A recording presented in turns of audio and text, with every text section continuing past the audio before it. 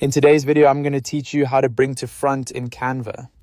If you're working on a design with multiple layers like text, images, shapes, or stickers, sometimes one element can get hidden behind something else. When that happens, bringing an item to the front lets you place it above all the other objects on your canvas so it becomes fully visible again.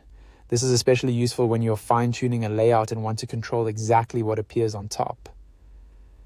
To get started, open your design in Canva. Make sure you're inside the project where you want to rearrange the layers. Once your design is open, take a moment to locate the item you want to move forward. This could be an image, a text box, a graphic, or any other element on the page. Next, click on the element you want to move. You need to select it first so Canva knows exactly which object you want to adjust.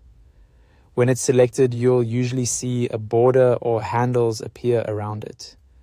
That's a good sign that the item is active and ready to be edited. After selecting the object, go to the top toolbar and click Position.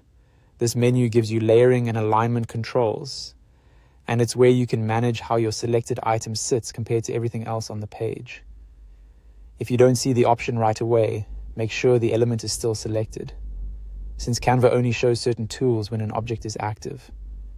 Once you click Position, look over to the left pane for the layer arrangement options. Find the button labeled To Front and click it. As soon as you do that, Canva will move the selected element in front of all the other objects in your design. This means it will appear on the very top layer instead of sitting behind text, images, or shapes. This is a quick fix, but it can make a big difference when your layout isn't appearing the way you want.